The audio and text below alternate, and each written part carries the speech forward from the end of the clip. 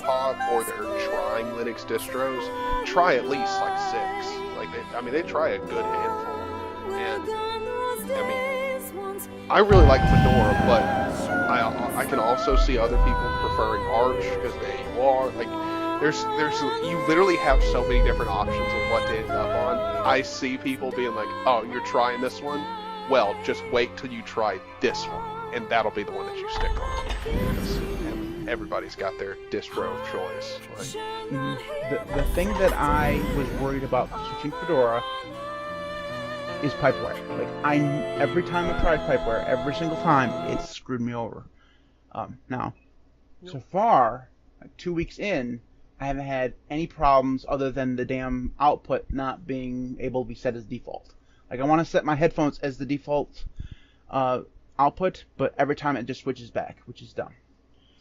But other than that, pipewire has treated me well. Now, that being said, I'm going to find some wood to knock on because I know for damn sure that if I don't, it's going to screw up the minute I start trying to record a video. So, yeah, Fedora has been good. Now, somebody asked why Microsoft Edge. I like vertical tabs. That's really the only reason why. Also, my cheeks are red because I'm embarrassed. That's what happens when I get onto a live podcast. When I was in college, when I had to stand up in front of the class to give a presentation or something, my cheeks were always this red. It's because when I stand up in front of people, which is basically what I'm doing now, I get, flustered. So, there you go. There's your explanation for that. Let's see if we have another question here. Hold on a second. I gotta let the dog out of my hand. Come on. Oh, you're all good. Wolves hunting packs. Someone asked, if a friend asks, will you recommend them a distribution or just a desktop environment so they can choose a distro that fits that environment? If a friend asks me, and I'm going to assume this is like a friend who's not super tech, not super into computers, I'm just going to recommend them some good starter distributions, Dogma's still in there, Fedora, Linux. Fire! Lend thy kiss!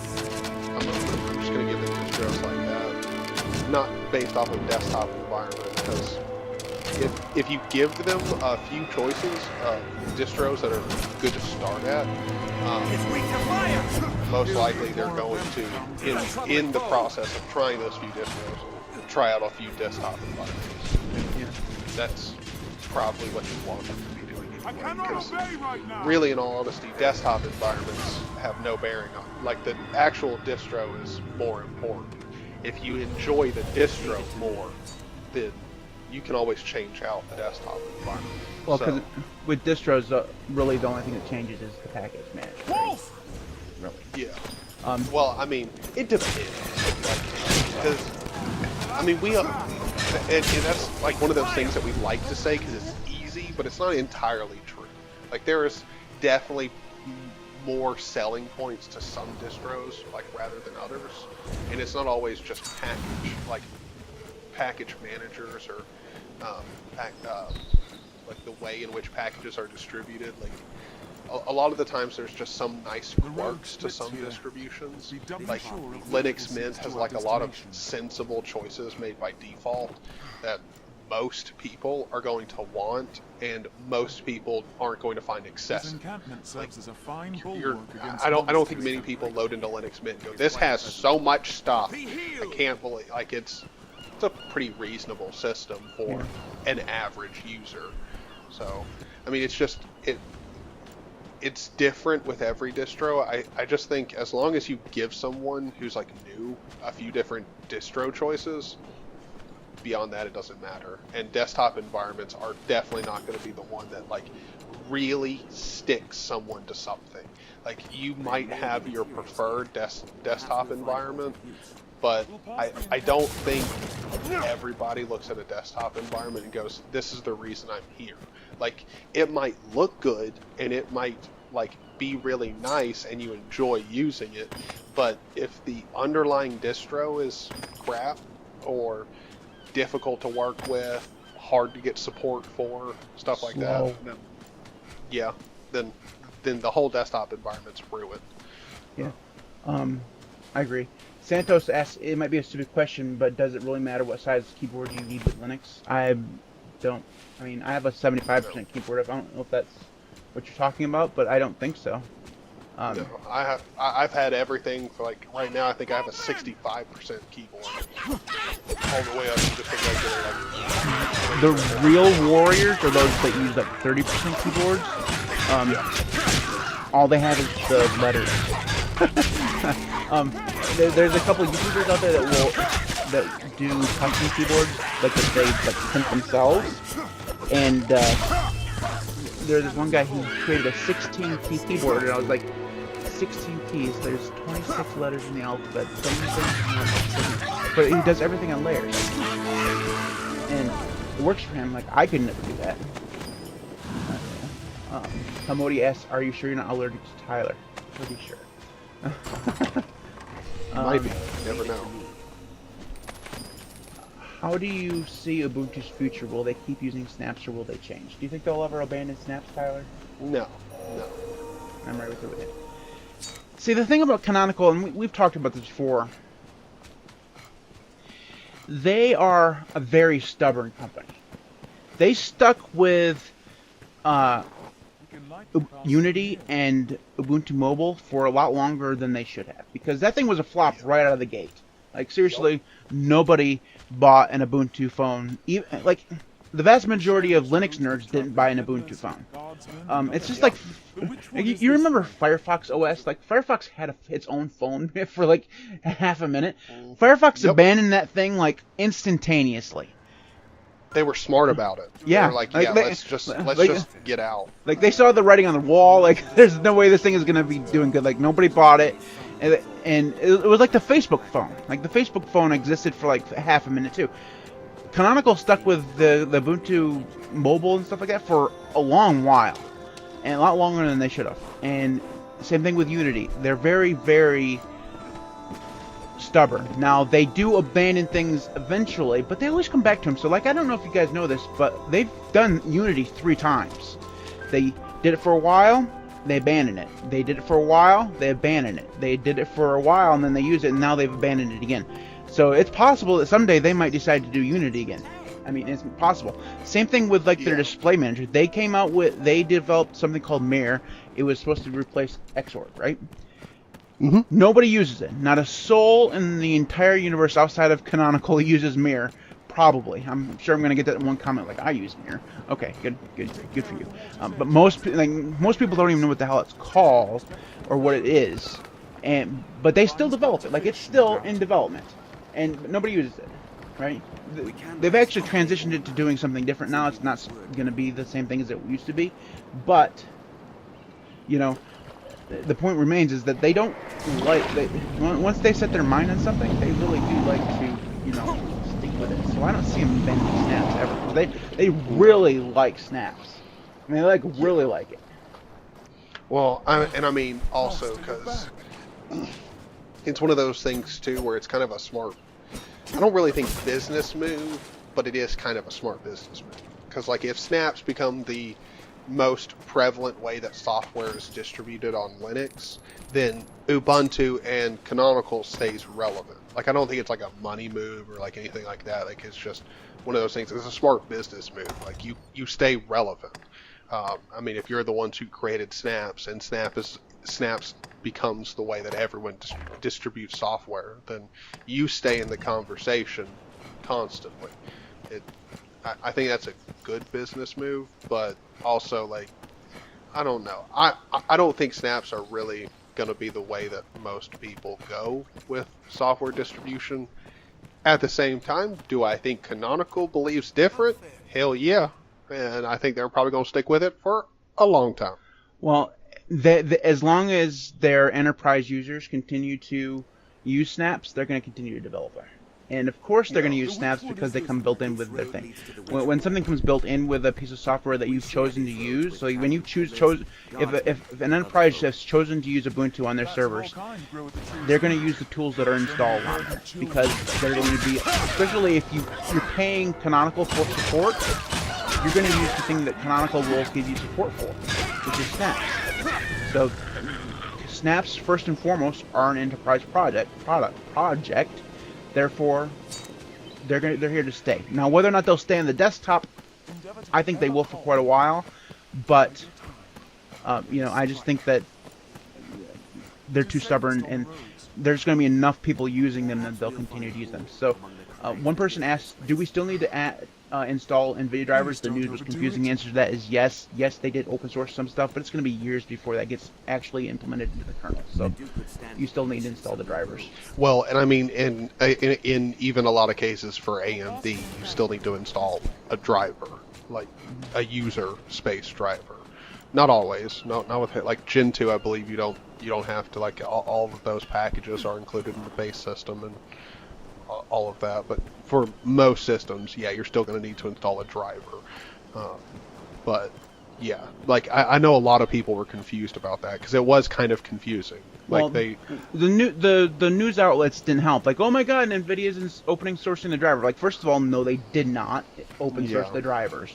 The vast majority of their stuff is still absolutely proprietary and is going to remain proprietary probably forever. Okay, what they open sourced was the same stuff that AMD has open sourced, is the kernel blobs. That's what they've open sourced. But even then, even though they have done that, that doesn't mean they're in the kernel yet. Like, plus, people who have compiled them and used them say they're like really, really not stable. So it's going to take a while for that kind of stuff to I've heard at least 2 years. So don't go being all happy about it yet. I mean, it was a good first step. We talked about it on the podcast, I think. It's a good first step, but it's not. Like, just calm down about it. It's okay. We're still going to need to be having their proprietary drivers if you want, like, DLSS, if you want ray tracing, all that stuff. You have to have it. Same thing with AMD. If you want any of that stuff there, you have to install the Radeon driver. Anyway, so that's the Q&A section. We'll probably do that every other week. If you are watching this afterwards and you'd like to have us answer a question, you can send that to us at email@linuxcast.org. The email link will be in the video description as well if you need to get that. So we'll take things over email as well. Anyway, moving on to the main topic, which is Linux too customizable? So I rice a lot, Tyler, like a lot. I rice. Here's the thing that's true about me. I change rices more than you change distros. I guarantee that that's true. Sometimes I use three rices in the same day. I've definitely done that with distros, so yeah. Yeah. That's the thing is that that's the reason why I went and created like a whole bunch of rices for i3, and then I have a script that I can just change between them. Like I do super RR keycord, of course I had to use keycord. But you know, I do that, and Rofi pops up with all of my rices. I select the one I want, it changes it. It's amazing. It's so good, and that's the reason why I can use so many rices. But the question is see if I can say the word "is" one more time. Is Linux too customizable? Are there too many options on Linux for new users to be comfortable? What do you think? No, they hold the advantage. I think it's an interesting question and kind of a loaded one too. Because technically speaking, no, it's not too customized. I mean, an open and free operating system probably can't have enough options. Like if you're truly allowed to do anything with it, then a lack of options is a problem. Now, if you're looking at it through the lens of does it have too many options for a new user, maybe. Because to a new user, especially when you're talking about all that they can do with them, you can easily overwhelm a person just by describing how many options there are in the Linux kernel. Like, as soon as you start talking about, oh yeah, there's easily like 5,000 different options. Like, you're like, wait, 5,000 and I can all choose them? Oh yeah, like you can manually change every single one. It's fine, and most people do it. Like not everybody, but a lot of Linux users mess with their kernel, or at least have at once. Like, but the thing is like I don't think that's too customizable. That's just, yes, it can be overwhelming to some people, but I don't think there's a lack of customizability, and I don't think it's too much. We've got a lot, and I don't think we need less. And I also don't really think the argument should be like, is it too much for a new user? Because if you're making a Linux distro for a new user, your goal should be to make most of those options already chosen. Like, you choose sensible defaults, and then let somebody else, when they're ready or even want to, change it. That's one of the things I think Linux Mint does very well. They do make default choices for new users and decisions for new users with regards to customizability and the way the system's set up in a pretty good way, and it works out for most new users. Does Arch have too many options for a new user? Probably. Probably. I don't think most people who are new Linux users need to be deciding, like, do you want Pulse or Pipeline? And then you take that even further, and like, does Gentoo have too many options for everyone? The answer to that is yes. like no one's saying it. I mean, Gentoo's great, don't get me wrong, but it's definitely not for everyone. I think that's the underlying thing of why everything you just said is that the answer to the question is obviously no. It's not too customizable. But there are certain situations where it's better for a new user to experience Linux where there aren't as many choices. So, but that's the reason why Linux is great, right? Because there are those distros, or those desktop environments, even if we just want to boil it down to that. There's like GNOME exists in the world, unfortunately. Are you all right, Master? I'm sorry, I just not unfortunately. I was just joking. But GNOME exists for a good reason. They have a vision of how they want to present a desktop environment, right? And you don't have any options unless you are technologically minded enough to change those to, actually customize things. So you get into GNOME, that's what you're going to get, right? Out of the box, like the extension app isn't even installed by default on Fedora. You have to install that, right? You have to install GNOME tweaks if you want to do those things. So you have to know those things exist. Most people aren't going to know those things exist, so they just use GNOME for a while, and then if they are curious enough, then they start branching out into other options that have more customizable options. So I think that the underlying thing of this whole conversation is that Linux is broad enough that it can offer solutions to every problem when it comes to the audience that it's seeking. So you have new users who are probably better off with fewer options. Not always. I mean, sometimes there's just nerds out there who love all the options. Like, I know when I first started using Linux, I adored KDE because it gave me all the options plus more options. You know what I mean? Not everybody's like that. So there's the reason why Brody Robertson had a video early, I think a few days ago, where he was talking. I think it was him. Maybe it wasn't. He was talking about, are there too many distros?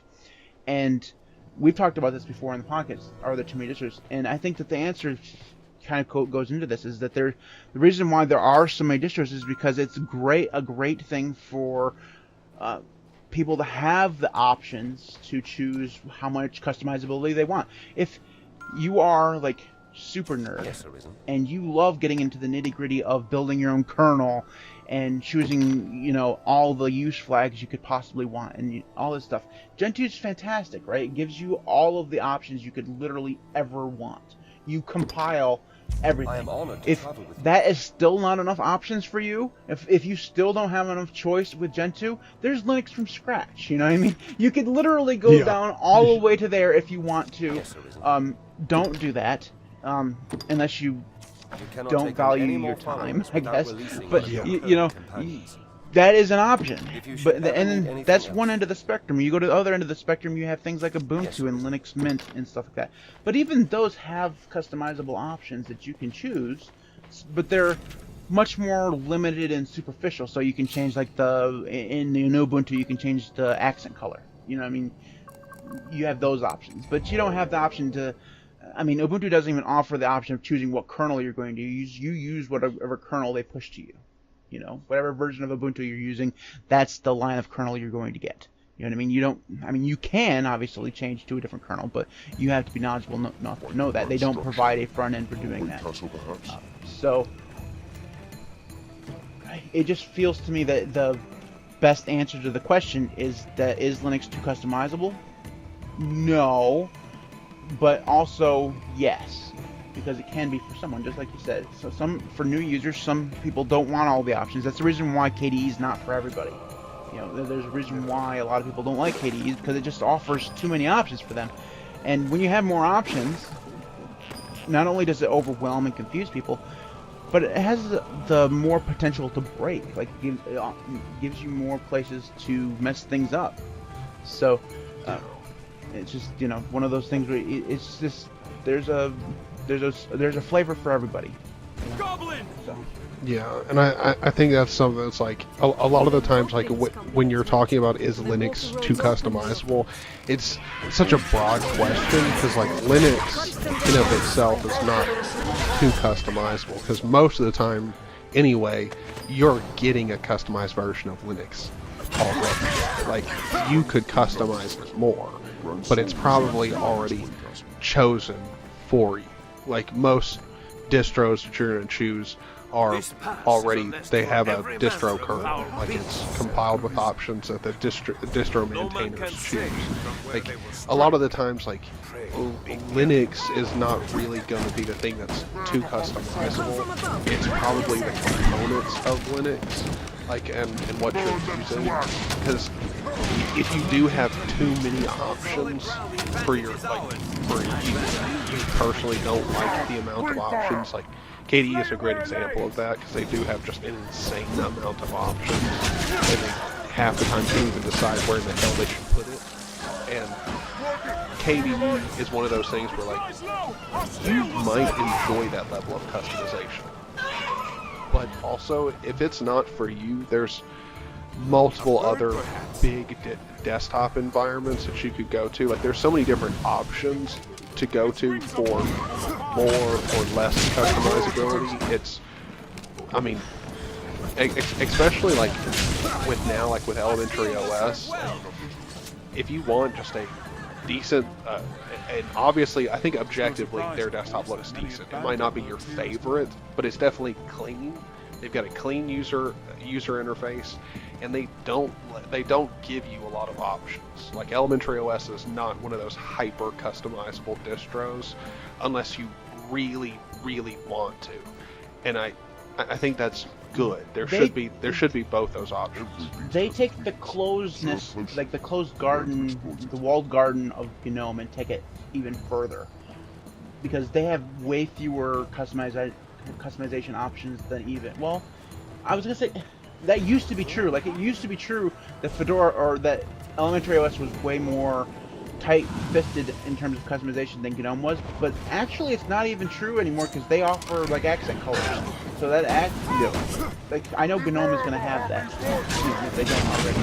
But, you know, they had Elementary OS had it first. The thing is, right, is that there are those distros, like, offer that experience, if that's what the biggest problem we have is pointing people to those distros. So, discoverability. How do you discover what distribution is actually right for you? And Tyler knows the answer better than everybody. The best way to find the best distro for you is to hop as many times as possible. Like, literally, get yourself a couple USB keys and get really good at using Etcher or DD if you really want to get dangerous, you know, or some kind of other program. Burn yourself some ISOs and hop to every one. You don't even have to install them. Just use the live environment if that's what you want. You know, see how it works a little. I mean, I highly recommend to install it, but if you get into Elementary OS and live environment and absolutely hate the aesthetic, there's no point. You know, try for a little while. If you like it enough to install it, spend a couple days in it, spend a few hours. And I know when I first started Linux, like, I hopped 3 or 4 times in the first day. You know, it's just, I think that everyone, unless you hit the jackpot right on the head, you know, when you start, like, you love everything about the first distro you tried, then if you're not in that situation, you should absolutely hop as many times as possible. That's how that's how you learn and experience new things. Now, a lot of that is just going to be, like, you might switch between, I don't know, Kubuntu and Lubuntu or something like that, which is to us Linux guys, it seems kind of dumb because you're just switching between Ubuntu. You're using the same distribution, you're just using a different desktop environment. But for most new users, they don't know you can install a different desktop environment. You have to hop distros. I know that's what I thought to begin with. But, it's just, you have the opportunity there to learn as much as possible. Even if you just are hopping between desktop environments or whatever you end up doing, that's the absolute best way to find that actual your home. And eventually, usually, that hopping slows down until you find a place where you really enjoy it. Now, if you're Tyler, you just continue to hop forever and ever and ever. Yeah, you just have fun with it. Yeah. Roll the dice. That's the thing is that, like, sometimes if you become a nerd, it's just kind of fun to hop to something new. I know a lot of people, and I think I'm one of those people. I think you're probably one of those people. That installing Linux is actually kind of fun. Okay, like, installing Linux is fun. So even if you like last week when I didn't hop, I just reinstalled Arch. That was entertaining for me. Nerd. I got to use Arch install script for the first time. Of course I had a good time. So, I think GeForce said use Ventoy. I would not recommend Ventoy for a new user, would you? It's touch and go. Like, Ventoy can be really awesome, and then it can also cause issues where some ISOs just don't. Behind us! Stand clear! So, I've only I've successfully used Ventoy like one time, and then every time either they can't see the ISOs that are on there, or I get errors when I've installed something because of weird rupture or something. I don't know, it's never worked all that well. Maybe it's just because I'm a dumbass. well, no, because I'll say I've used Ventoy for a long time without any problems, and then I've also used it and had issues. That's when I stopped using it, because it was just, I even did an update to the drive, and it's still, some ISOs that I knew were perfectly fine weren't working. It was weird. So that's why I say it's touch and go. Like, I really like Ventoy. Like, when it works, it's freaking awesome. Like, the USB drive. The idea behind it is just like, sign me up, please. So good, Yeah. right? In practice, not necessarily great for new users, I don't think.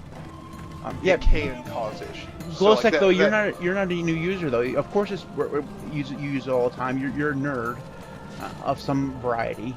Of course, you're going to be fine with it. But new users, well, really, the main point is Ventoy's awesome, and if you're going to be distro hopping, you probably should at least give it a try. But I wouldn't recommend Ventoy to somebody who's just trying Linux for the first time ever as the solution to try a few different ones, only because it could cause an issue itself. And Linux is going to get blamed for that. Exactly. Like, if you're going to blame Linux for something, I'd rather it be something that was actually Linux fault, not just Ventoy decided to shit the bed all day.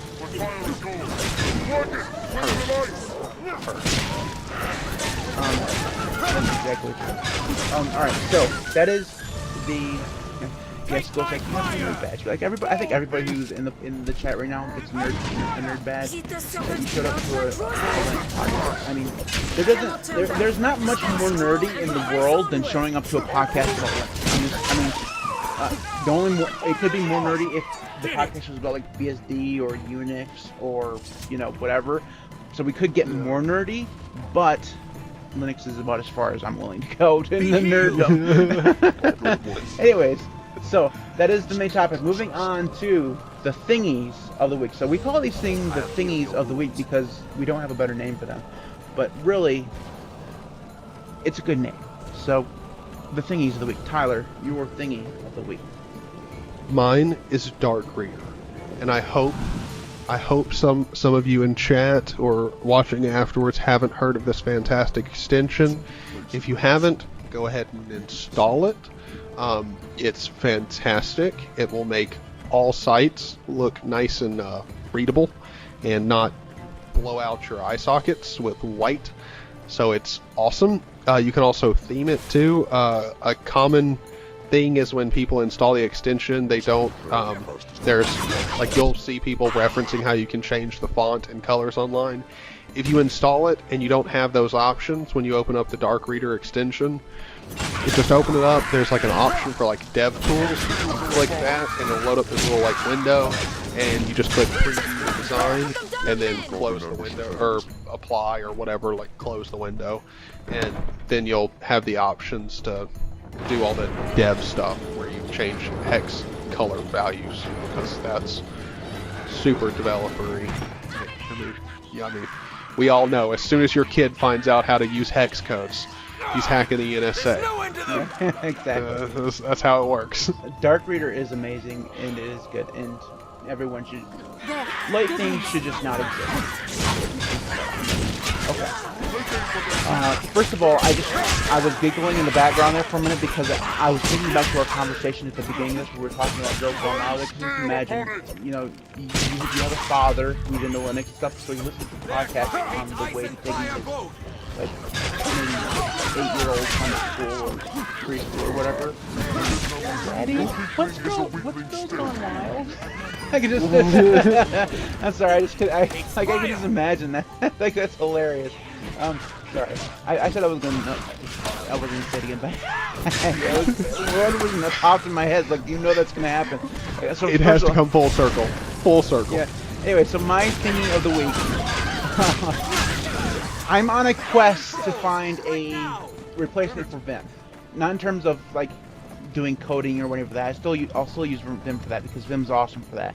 It just doesn't really work well for my writing because I deal with really large files, and NeoVim in this case is really slow when it comes to large files. It just is. I can't help it. At least it is for me. But anyway, so I've been trying to find a good Markdown editor. And I don't need all the features that Obsidian has. Like, Obsidian has, like, this knowledge graph and all this stuff like that. I don't need any of that. I just need a Markdown editor. So I've tried MarkText. That's really good. I made a video about that. So then somebody recommended my pick of the week this week, which is Ghostwriter. Ghostwriter is pretty damn good when it comes to actually just being a Markdown editor. It does all the stuff you would normally need. It has not as many options as MarkText does, but it has all those options. And it does this really cool thing where when you sit down for a session of writing, it actually begins timing you, so it can kind of keep track of the word count per minute, which is cool, and keep track of how many words you've written from the start of the session, which is, I mean, it's great. It's just a neat little tool. I don't know how accurate it is, but it seems to work really well. So, that's Ghostwriter. It is available as a flat pack and probably more. That's how I got it, with flat pack. So, anyways, good morning, Esther. Have you heard about Emacs? GeForce, you're banned. Yes, I've heard about Emacs. I've used Emacs. I don't want to use... Didn't you just hear me say that Obsidian has too many options for me? You think that Emacs does not, like, isn't one of those things that's just too many options for me? Like, I don't need all that stuff. It's too much for me. And well, it's not as if it hurts anything to have it on the system. It's just, I don't know. There's something about me that if something has a whole bunch of options, I feel like I have to use them. And if I'm not using them, it feels like I'm, neglecting it or something. I don't know. Just be careful. Like, I hear, like, public perception can really turn on you once you kick somebody who's preaching the good word of Emacs out of town. Bad things happen. I wasn't. There's typically revolts. If I haven't banned Peter and Josh from trolling me about Emacs, that is true. Don't worry about it. Like seriously, Josh has been commenting on my videos since the beginning. Like, basically since the beginning, and every single one of his comments, I'm pretty sure every single one of his comments is either about Emacs or Gentoo. Yeah, I'm pretty sure. He will join gaming streams, like where I'm playing Deadside with a few people on Discord, and he'll just pop in and be like, "Hey, so just want to talk to you guys for a minute about it's either Gentoo or Emacs." This doesn't look like a Gentoo stream. Oh, Josh, we love you, buddy. All right, anyway, so that is it for this week. Coming up next week, I have no clue what we're going to be talking about. I have no clue. There are topics there I haven't chosen yet, so you'll just have to tune in next week to find out what we're going to talk about. It's going to be something cool. It's going to be something interesting. We'll have a fantastic conversation. We record this live every Friday around 3 o'clock p.m. Eastern Time. Yeah, it's usually a little bit later than that, about 3:15 or so, or whatever is usually when we finally hit the live button. We're actually pretty on time this week, so we're doing pretty good.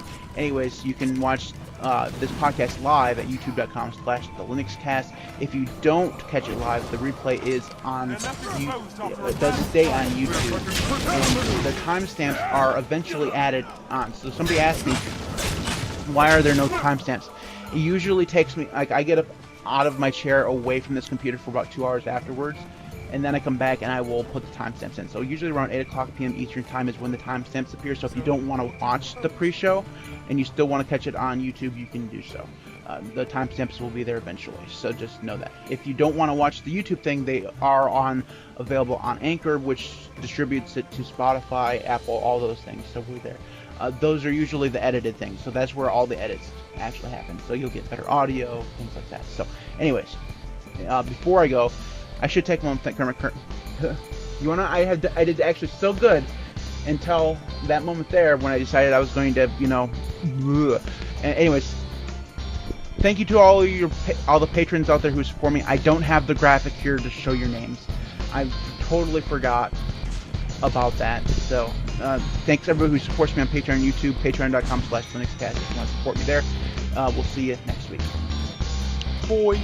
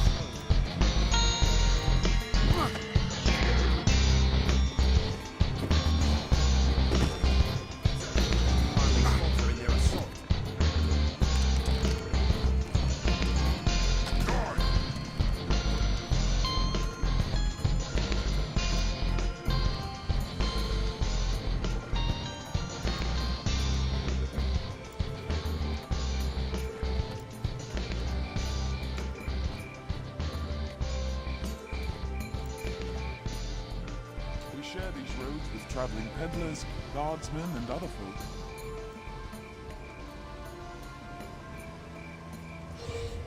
Leave it to me.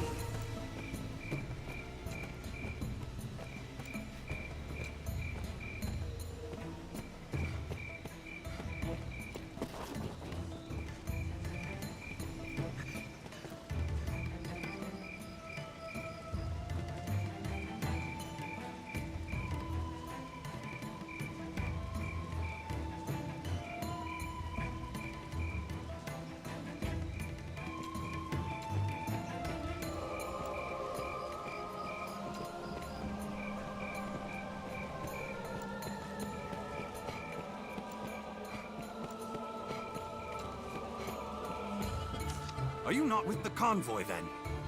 We were told to await a cart with important freight. We'll pass no strangers to them.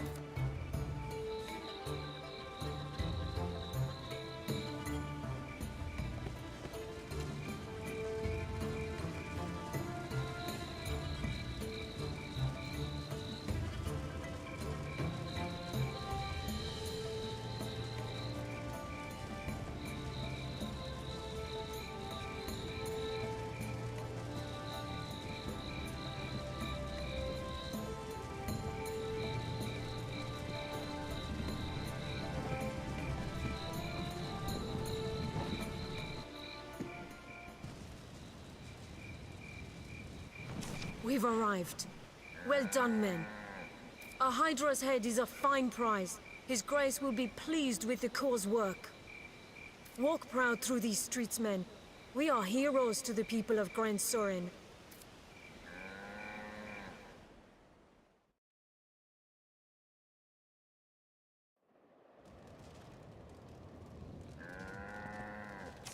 Good. Rest up, men. This way leads on to the... I'll make for the castle directly to offer my report to His Grace. I'll have word sent for you, friend. Pray, sojourn in the capital a while. To the castle, men! Step lively!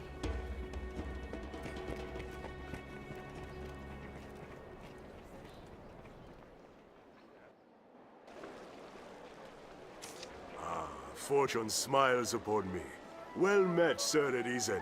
I am called ykᴏᴏ, if it please you. Now you're come to the capital a conquering hero, you'll be needing aught to do, eh? My word to you? Begin with the pawns. Inquire about them here in Gran Soren. Their kind's woven tight into the fate of the Arisen.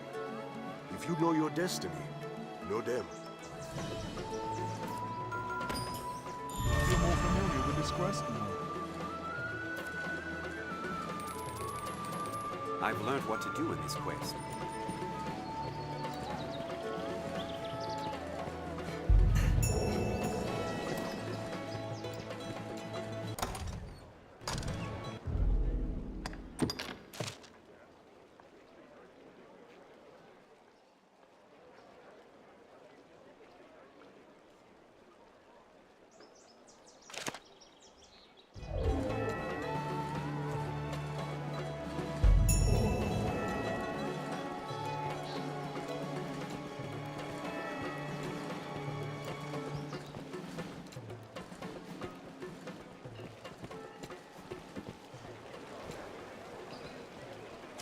Cloud of unease.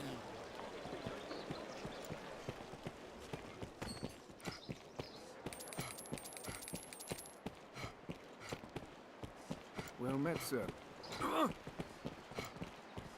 wonder if there are rarities from abroad.